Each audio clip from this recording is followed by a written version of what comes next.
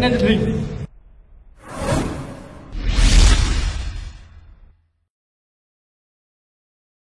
Of course with skills and hard training gitu. Tapi regenerasi kepengurusan, manajemen di sepak bola itu juga penting.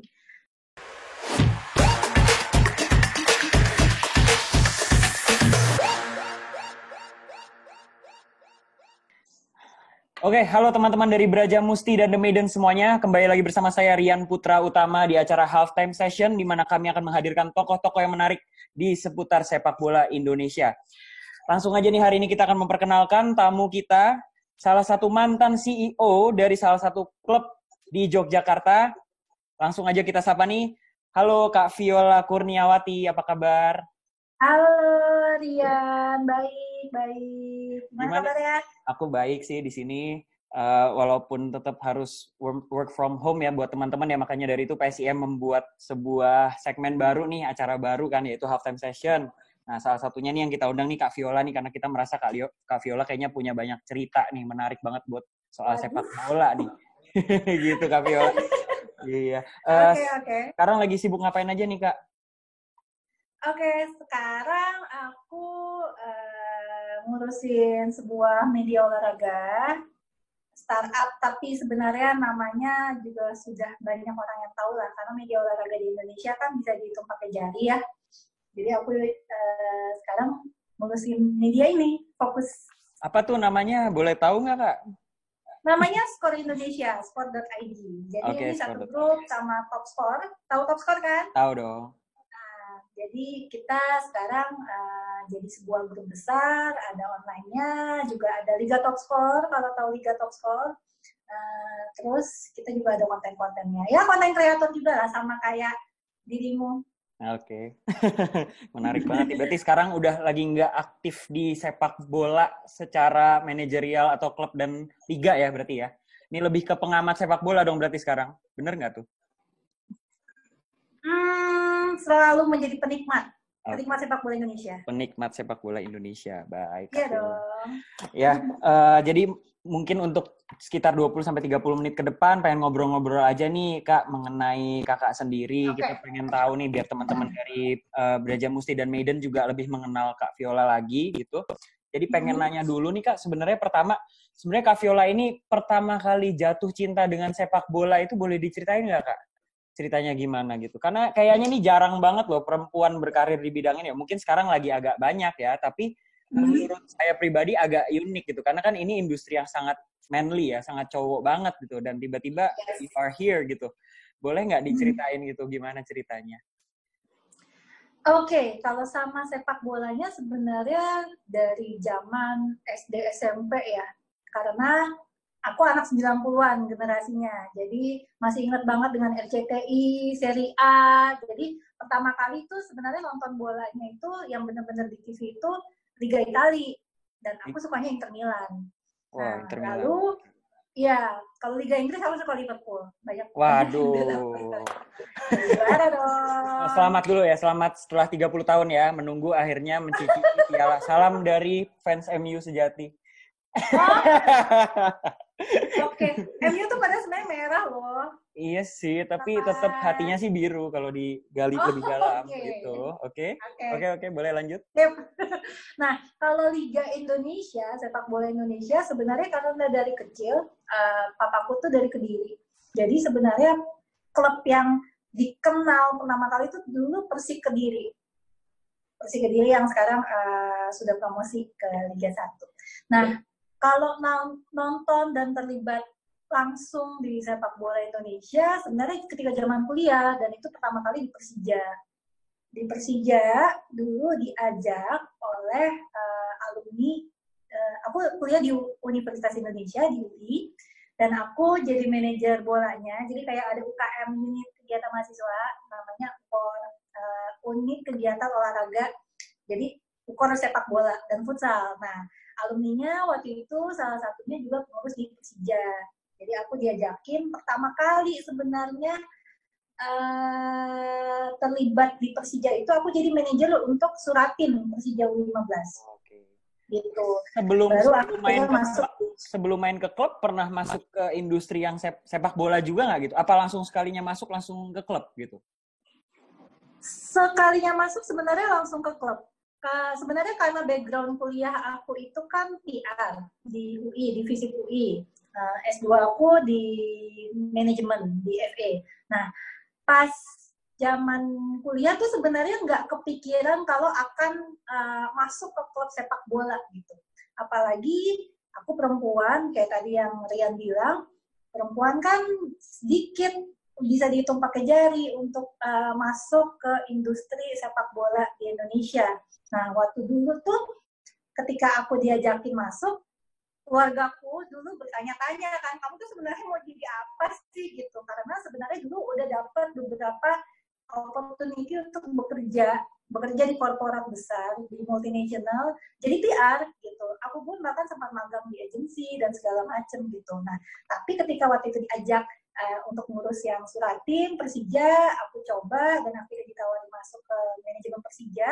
Sebenarnya backgroundnya menjadi PR juga, jadi media officer ya.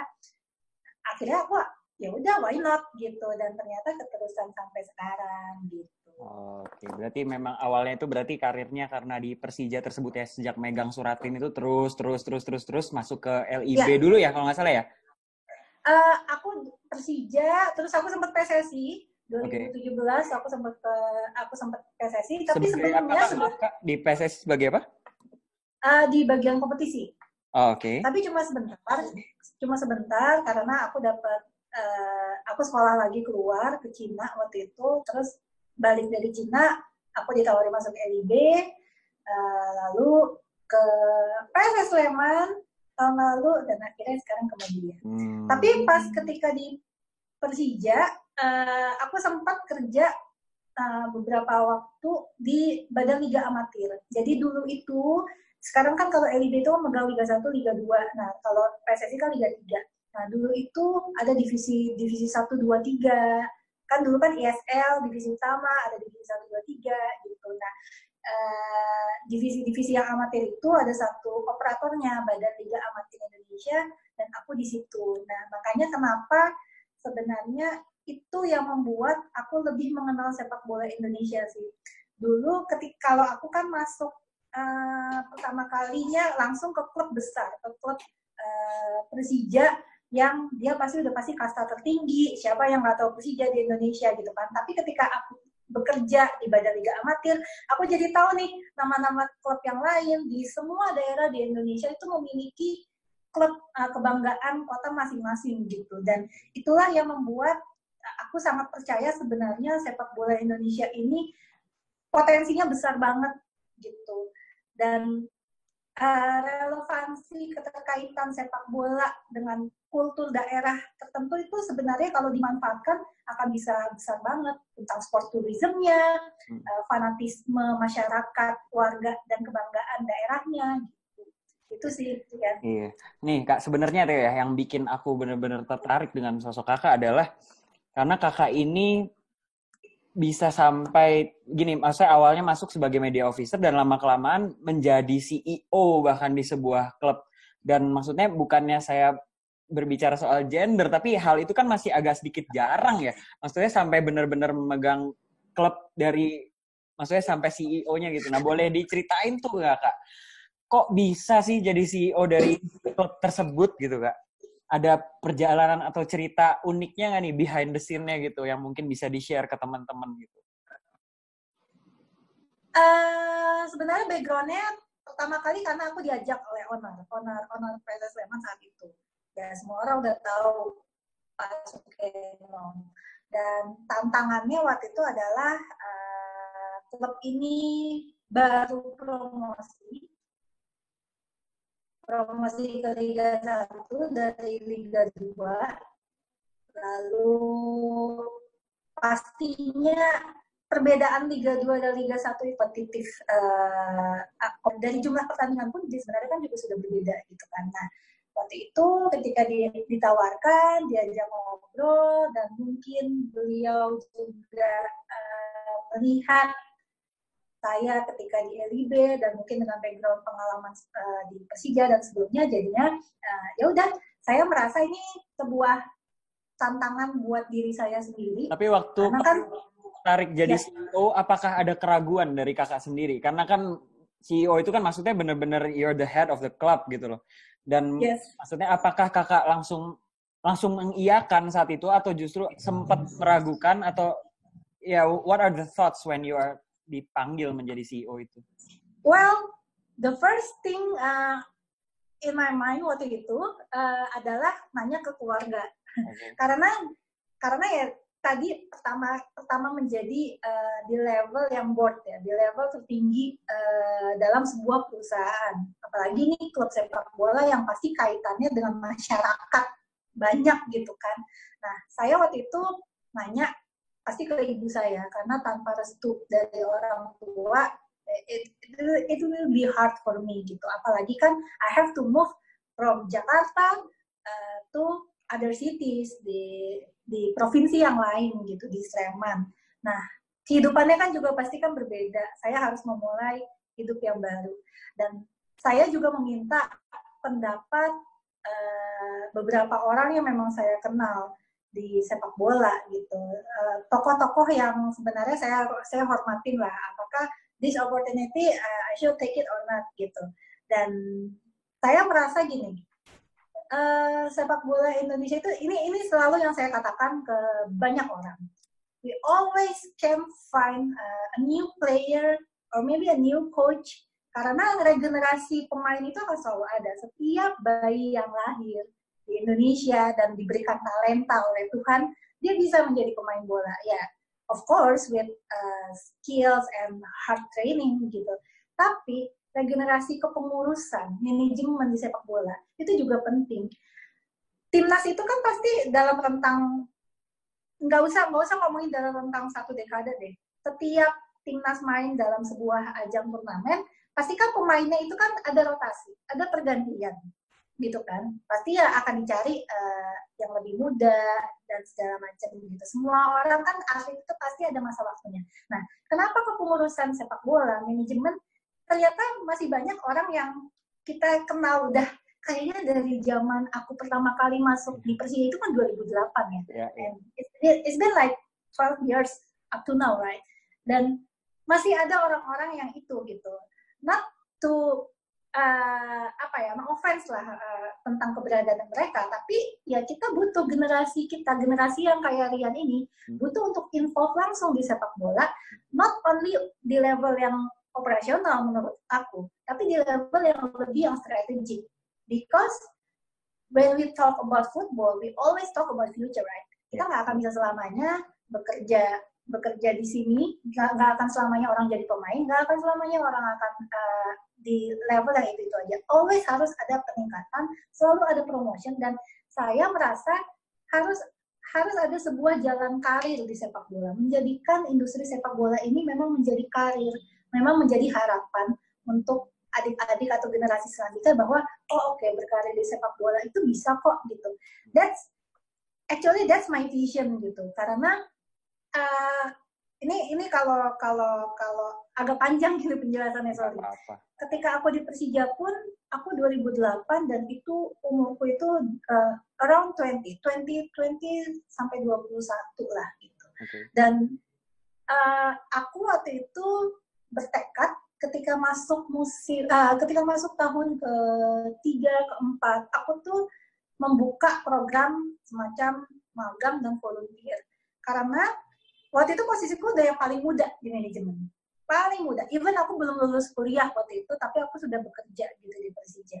Nah, tapi aku merasa kalau 5 tahun aku di sini dan tetap jadi di level ini, bukan berarti aku nggak puas ya, tapi aku harus meregenerasi untuk masa depan di Persija dong.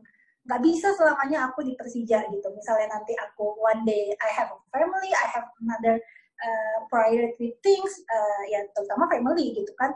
Ya I have to leave, I have to move on, dan bukan berarti masalah feeling cinta nggak cintanya, tapi ini kebaikan untuk klubnya itu sendiri. Betul. Mana dia bisa bertumbuh gitu kan. Nah, waktu itu akhirnya aku membentuk program itu, dan akhirnya talent yang di Persija sekarang ya I'm kind of proud because mereka adalah generasi yang waktu itu aku bawa dan akhirnya mereka juga jadi sukses gitu, berkontribusi langsung gitu ke sepak bola dan ke Persija, dan itu juga ya aku juga mau terapkan waktu itu di PSS gitu. Harus ada orang-orang muda, generasi milenial atau generasi Z yang memang harus masuk ke sepak bolanya, yang agar kecintaan ke klubnya itu lebih, kebanggaannya itu lebih bisa ditingkatkan. Wah, Kak Viola, seru banget obrolan kita nih dari tadi nih. Tapi bentar dulu ya, aus. Takut loyo.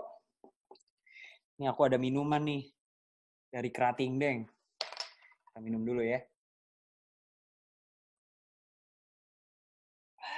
Mantep banget nih minuman. Krating Deng, pantang loyo. Oke Kak, kita lanjut lagi. Menarik sih sebenarnya pembahasannya sama Kak Viola. Ini kan berarti Kak Viola ini percaya bahwa regenerasi itu nggak cuma ada di pemain dan pelatih, tapi juga di bagian manajemennya juga ya. Nah kalau gitu berarti aku mau nanya gini, kalau misalnya Kakak dapet tawaran main di klub lagi, mau masuk klub lagi nggak nih Kak? Di manajemen klub lagi nggak nih? Wow. Bener untuk dong. Sekarang sih. Ya kan? Untuk sekarang ya gini. Untuk sekarang I have a baby gitu. I have to fokus dengan hal yang sekarang aku kerjakan gitu. Dan aku sih sangat-sangat bersyukur kepada Tuhan karena dengan segala proses ini sebenarnya ada satu story yang bisa aku sampaikan ke teman-teman bahwa you don't have to be to be afraid untuk bisa berkarya di sepak bola loh. Maksudnya aku bisa gitu. Apalagi dulu terus terang Rian, semua teman-temanku mungkin ya yang dari UI gitu ya, kadang mereka mikir buat apa lu sekolah di UI dan kerjanya di sepak bola yang katanya nggak jelas, katanya banyak ini itunya. Tapi kenapa enggak gitu? Kenapa sepak bola harus diisi oleh orang-orang yang katanya old school? Padahal sebenarnya ada kita ini loh yang sebenarnya bisa memberikan warna baru di sepak bola. Dan dari yang perjalanan aku dulunya jadi staff, media officer, dan sekarang bisa dapat pengalaman yang ya di level CEO gitu ya.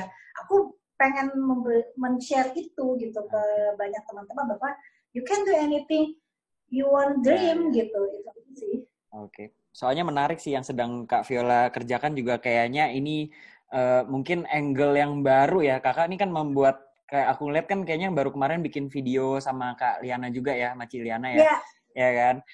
Ini sebenarnya suatu loop yang baru lagi nih di industri sepak bola dan kayaknya Kak Viola mencoba untuk membuat itu buat sharing ya, sebagai media sharing justru pengalaman dari kakak sendiri ya yang udah berkarir di sepak bola ya, dan mungkin memang itu yang sedang kakak bangun.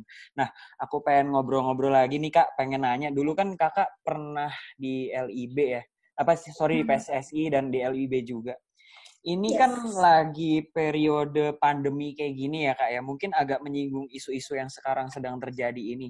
Sebagai penikmat sepak bola nih, tadi katanya kan sebagai penikmat sepak bola, menurut kakak melihat situasi sekarang, kakak sebagai penikmat sepak bola dengan pandemi seperti ini, dengan adanya ketidakjelasan liga kapan main dan sebagainya macam, menurut kakak tuh lebih baik seperti apa sih Kak industri sepak bola kita sekarang ini di masa-masa kayak gini gitu loh? Apakah lebih baik kompetisi berjalan ataukah lebih baik memang ditunda dulu atau gimana? Kakak sebagai penikmat sepak bola harapannya seperti apa? Mungkin boleh sharing Kak. Oke, ini kan di perkembangannya kan PSSI kan sudah mengeluarkan SK lagi ya dan bertekad untuk melanjutkan kompetisi. We have to respect karena output dari segala keputusan PSSI itu kan pasti aspirasi dari members-membersnya gitu. Nah, perdebatan masalah kompetisi sebaiknya dijalankan atau tidak itu kan akan selalu pro kontra ya. Betul. Nah, I think ketika kita confidence untuk mengambil sebuah keputusan dengan sebuah persiapan yang matang dan penjelasan yang sangat-sangat komprehensif, itu seharusnya sudah bisa menjawab semua keraguan yang ada gitu.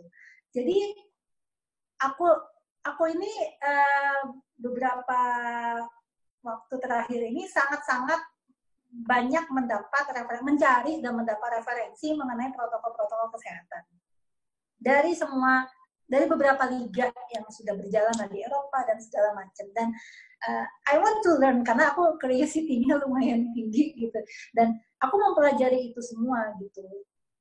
Sempat memberikan input juga ke PSSI tentang what should we do gitu. Tapi sebenarnya the thing is balik lagi ke para pemainnya menurutku, karena aktor utama sepak bola itu kan para pemainnya. Mereka confidence enough gak sih untuk bisa turun ke lapangan lagi? Karena kan setiap manusia itu kan memiliki role dalam kesehariannya itu berbeda-beda. 2 kali 45 menit mereka menjadi pemain sepak bola yang harus profesional. Tapi once they come home, they become a dad. They become a part of their family. They become someone's husband gitu.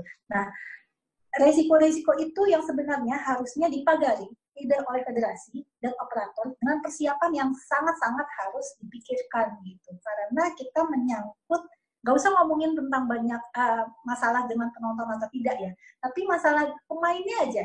Ketika mereka pulang, dan ketika misalnya ternyata mereka membawa atau menjadi carrier dari COVID itu, responsibility-nya kita tuh sampai mana sih gitu, responsibility dari federasi, operator, even klub gitu. Nah, itu aja sih, saya tidak mau mengambil kesimpulan bahwa ini berarti nggak boleh jalan atau ini berarti harus jalan, karena ini menyangkut football di Indonesia kan menyangkut banyak aspek, secara economical things, ya kan, secara ya kalau entertainment bisa dibilang entertainment industry juga gitu, nah secara kesehatan juga gitu. Jadi makanya balik lagi, apakah memang hal sesimpel aja, apakah memang dari pemainnya itu siap gitu. Karena percuma menurutku, PSSI mau bikin SK apapun, klub mau memaksa apapun, tapi kalau misalnya pemainnya nggak mau main tuh, ya betul. kita bisa apa gitu. Nah, sekarang bagaimana nih membuat si pemainnya juga merasa aman, tugasnya dari federasi dan operator, dan mungkin manajemen klub juga, pemain merasa aman untuk yaudah gue main deh gitu loh. Itu sih. Tapi kalau menurut kakak nih melihat situasi seperti ini, kalau misalnya memang jadi jalan pun, kakak punya input nggak kira-kira formatnya harus seperti apa? Apakah kompetisinya harus berjalan seperti biasa aja? Atau mungkin kakak punya ada sempat terlintas nih, kayaknya nih kalau jalan lagi di masa kayak gini akan lebih baik kalau kompetisinya formatnya seperti ini nih gitu. Nah, pernah kakak pikirkan nggak ya? Saya pengen sharing aja. If you are one of the stakeholders gitu, if you are one of the stakeholders, apa yang akan Anda propose gitu? Well, ada 2 hal yang harus dipikirkan. Pertama tentang kondisi tim atau pemain. Kedua tentang cost. Nah, dari 2 variabel ini sebenarnya dari dulu, ini sebenarnya opini pribadi ya. Yeah. Dengan kondisi geografis Indonesia yang sangat-sangat besar, sangat luas, format yang lebih praktis untuk dijalankan klub sebagai peserta itu harusnya juga dipikirkan gitu. Dan kalau misalnya apalagi dengan durasi waktu sekarang kan challenge-nya lebih banyak lagi, challenge tentang yaitu virus COVID ya, challenge tentang durasi waktunya juga, karena kan ada agenda-agenda timnas yang juga harus dikejar. Jadi memang format, menurutku sekali lagi ya, format home tournament itu sebenarnya yang sudah nggak bisa dibilang ideal, tapi paling visible untuk dilakukan untuk saat ini. Nah, ketika misalnya format yang home tournament kayaknya memang paling bisa dilakukan. Next question-nya adalah di mana kan? Nah, di mananya itu kan juga mengundang ada obstacles lagi nih, mana tempat atau venue yang memang komplit in terms of bukan masalah menggelar pertandingannya aja, tapi untuk mengumpulkan beberapa tim untuk bisa stay in one city atau in one specific venues gitu kan. Itu kan berarti kan penanganan protokol kesehatannya juga memang harus lebih super lagi. Ya mungkin misalnya tadi daerah itu that city misalnya tadinya cuma berapa ribu citizen gitu, tapi ketika beberapa klub bola udah berkumpul di situ kan berarti kan akan mengundang banyak orang juga gitu. Nggak usah jauh-jauh dari official sama timnya aja juga udah segambreng gitu kan. Nah berarti kan need extra resources lagi untuk masalah protokol kesehatannya gitu. Nah jadi menggelar liga atau whatever football activities yang memang mengundang dalam tanda kutip banyak interest kayak gini berarti harus melibatkan stakeholders-nya bukan cuma football stakeholders gitu, tapi memang harus government gitu. Ya. Di sini dalam hal ini Pemda gitu. Itu sih. Ya, setuju sih Kak. Mungkin kita sekarang lebih ininya kan karena sepak bola yang akan dijalankan nanti kan kayaknya akan sepertinya tanpa penonton ya, jadi mungkin akan lebih minimalize lagi mungkin dari segi kesehatan dan lain sebagainya kan, walaupun sebenarnya banyak banget penonton di luar sana yang pengen banget nonton pastinya gitu kan, cuma kan memang itu lagi tidak mungkin kan. Nah sebenarnya nih aku juga tertarik nih Kak nih, pengen nanya juga dari tadi nih, kelupaan pengen nanya nih, kan Kakak dulu sebagai CEO klub gitu kan. Nah kita terang-terangan aja deh, di Indonesia ini kan sering banget terjadi yang namanya insiden supporter ya Kak ya, apalagi pas lagi nonton atau apa dan lain sebagainya gitu. Itu menurut saya memang aib dari sepak bola Indonesia, tapi memang pada faktanya demikian gitu. Menurut Kak Viola sendiri, sebagai orang yang pernah memimpin sebuah klub, itu merasa takut nggak sih Kak terjadi hal-hal seperti itu di klub Kakak gitu misalnya? Dan kalau misalnya memang Kakak menjadikan itu suatu faktor yang membuat Kakak itu adalah suatu challenge atau pressure, kira-kira langkah konkret apa sih Kak menurut Kakak yang bisa dilakukan untuk mengantisipasi terjadinya hal-hal tersebut gitu? Ini permasalahannya klasik ya. Ya betul. Tapi nggak beres-beres Kak, masalahnya gitu. Klasik tapi nggak beres-beres gitu. Ya, soalnya memang persepsi penikmat sepak bola di Indonesia itu masih di level rivalry itu adalah memang harus tidak ada ruang diskusi atau berargumentasi di situ gitu. Nah, sebenarnya ini sama ketika aku juga di Persija gitu kan ya. As you know lah, rivalry-nya juga intens, so tense gitu kan. Nah, aku waktu itu sih cuman berpikirnya gini, kalau membuat sebuah antisipasi, kita ini di level yang kita kan tidak bisa mengatur segala sesuatu gitu, karena kan it's about the feelings, it's about someone's feeling kan. Tapi aku lebih menerapkan prinsipnya begini, don't let your hatred bigger than your love gitu. Kenapa kita harus lebih sibuk memikirkan bagaimana untuk bisa membenci seseorang ketimbang kita memikirkan apa yang membuat kita senang, apa yang membuat kita makin cinta ke tim atau klub kita sendiri. Then everything will be great, I think gitu. Ketika kita lebih fokus untuk membuat hal-hal yang memang bisa kita kontrol gitu. Itu aja sih. Tapi dari Kakak sendiri, apakah punya suatu cita-cita Kak untuk mengubah hal tersebut? Karena aku ngelihat Kakak kan agak sedikit idealis nih ya. Bener nggak nih? Pasti kan pengen banget nih kan generasi muda masuk dan sebagainya. Ini kan pasti nggak mungkin dong terbesit di dalam hatinya pengen ngeberesin soal itu. Nah kalau ada nggak sih Kak, pengen banget nggak sih ngeberesin soal permasalahan sepak bola itu? Pastilah. Ya, karena kita pengen lah generasi selanjutnya, kita tidak pengen menanamkan sebuah kebencian sih ke anak kita. That's banyak hal yang sudah aku lihat ya ketika selama aku di sepak bola lah, yang banyak hal orang-orang banyak kehilangan hanya karena kebencian itu. Entah kehilangan keluarganya, entah kehilangan pekerjaannya, entah kehilangan apapun yang mereka miliki, kehilangan teman dan segala macam. Dan pertanyaannya balik lagi, it is worth it for you gitu. Kalau misalnya it's worth for you, then ya udah, it's your apa ya, it's your choice then gitu. Tapi jangan pernah sampai merugikan orang lain. Balik lagi ke prinsip yang tadi aku bilang, kayak yang di case pemain bola ya. Kita tuh cuma menjadi pemain bola, kita memainkan peran. Saya pun juga sebagai CEO tidak 24 jam kita memikirkan pasti karena kita sayang, karena kita cinta. Tapi tidak 24 jam kita memainkan peranan kita untuk dalam pekerjaan kita, dalam apapun profesi kita. Ada another kehidupan yang harus kita miliki kan, dengan keluarga, dengan pertemanan dan segala macam. Nah, semakin tua seseorang, semakin dia akan bisa berpikir tentang kehidupan gitu. If football is that life, then make your life it's that colorful, I think gitu. Nah, termasuk tentang rivalitas itu. Yeah. Apakah memang kamu mau membawa rivalitas itu sampai kamu menyimpan bara, sampai akhirnya nanti kamu, I don't know, dipanggil Tuhan dan segala macam. Because you still have your family, you still have your children perhaps, you still have your friends gitu. Okay. Nah, aku sih selalu pendekatanku karena maybe because I'm a woman then ya. Jadi lebih sisi sentimentalnya mungkin.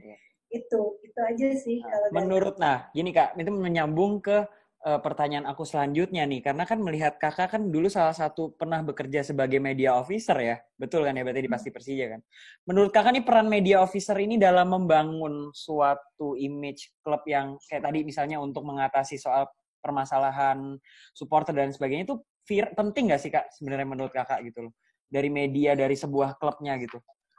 Does it pasti. So, and if so, menurut Kakak ada saran nggak gitu, atau misalnya ada suatu insight cara menggunakan media tersebut supaya bisa mendapatkan idealisme dari Kakak tersebut gitu? Pernah kepikir nggak Kak ada any ideas or something? Karena pertengkaran yang bikin gesekan paling banyak tuh dari sosmed. Makanya sebenarnya karena dulu aku di Persija di 2008, ya sosmed sebenarnya udah ada, tapi tidak seramai sekarang ya. Yes, dari dulu sih memang prinsip, ya semacam ada code of conduct untuk membuat konten-konten yang lebih mengademkan. Dan salah satunya yang disorot itu, yang menurut kita akan works adalah dengan using players. Okay. Karena pemain-pemain itu kan juga sebenarnya satu visi, Rian.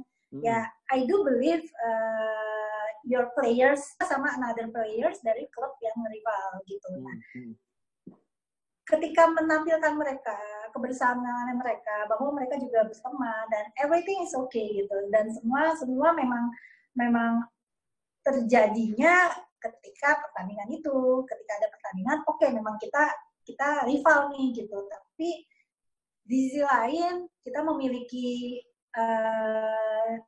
yang tadi aku bilang kehidupan yang lain, perspektif yang lain gitu.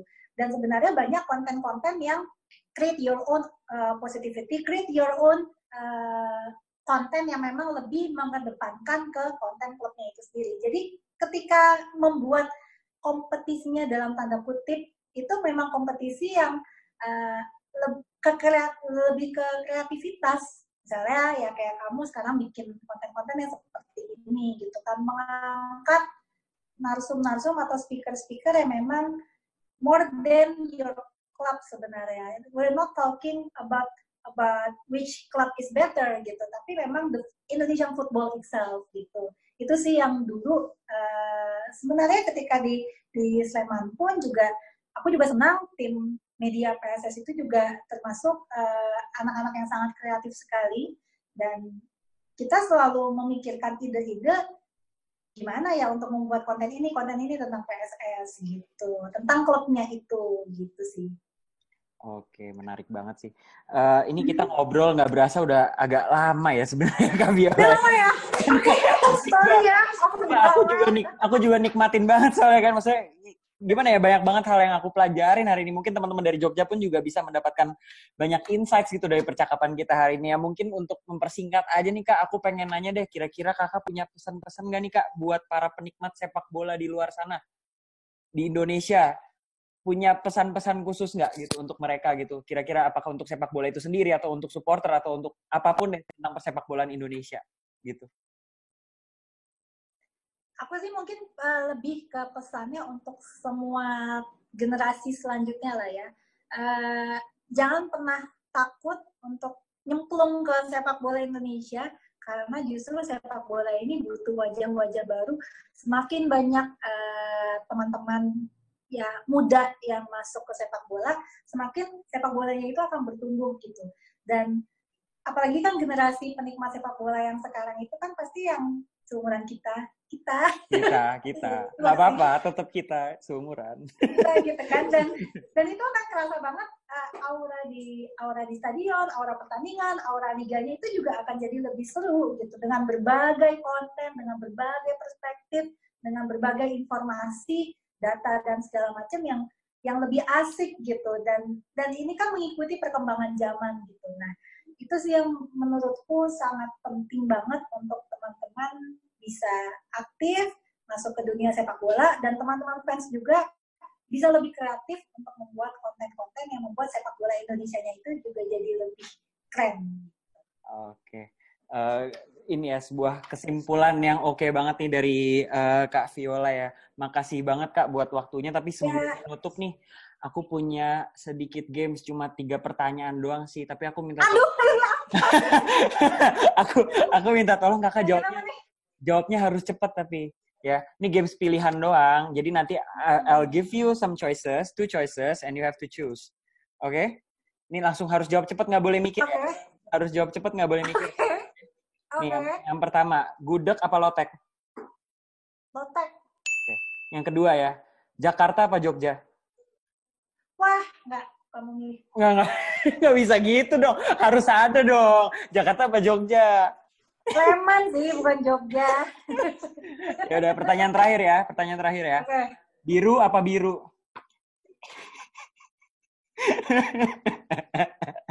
Aku tuh punya sepatu Air Jordan yang oranye sama hijau loh. Oh, nggak punya yang biru? Nanti aku kirimin sepatu yang biru ya. Biru aku harus sama hitam. Biru sama hitam. Oke, Kak Viola. Makasih banget loh Kak buat waktunya ya. Thank you, Ian. Sukses ya. Terima kasih. Oke, terima kasih banget ya Kak ya. Terima kasih banget buat Kak Viola. Jangan lupa buat teman-teman dari Braja Musti dan Maiden untuk selalu like, comment, dan subscribe dari YouTube channel kami, PSIM Jogja. Dan jangan lupa juga di follow Instagram official kami di @psimjogja_official. Dan check out @PSIM Store untuk merchandise-nya, topi dan bajunya ada di sana, langsung dibeli. Oke, teman-teman Braja Musti dan The Maiden, untuk PSIM, labrak! Sip, terima kasih banyak ya Kak ya.